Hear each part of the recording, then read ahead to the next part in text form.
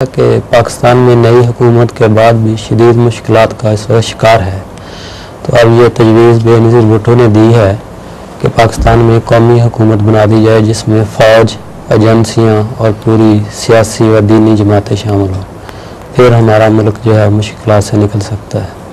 تو اس بارے میں کیا ایسا ممکن ہے؟ نزیر نے خود کیوں بنوائی؟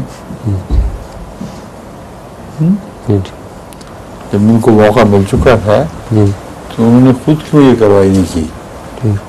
اب دراصل اس طریق پر وہ فوج کو اور دینی سو کال دینی جماعتوں کو اپنے ساتھ بنانا چاہتے ہیں۔ نواز شریف کو ایک طرف پھینک کے اس کو اقلیت بنا کر یہ ان تینوں کا غلبہ کروانا چاہتے ہیں، اور یہ ایک سیاسی چال ہے جو لوگوں کو پاور بنانے کے لیے استعمال کی جاتی ہے۔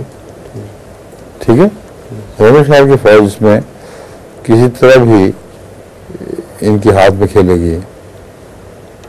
اگر فوج آئی تو اکیلی آئے گی، پھر بے نظیر کو بھی نہیں لائے گی، پھر دینی جماعتوں کو بھی نہیں لائے گی۔ لیکن یہ تجویز جو ہے یہ اپنی ذات میں بالکل ایک چال ہے، اس کے ساتھ کی کوئی حیثیت نہیں۔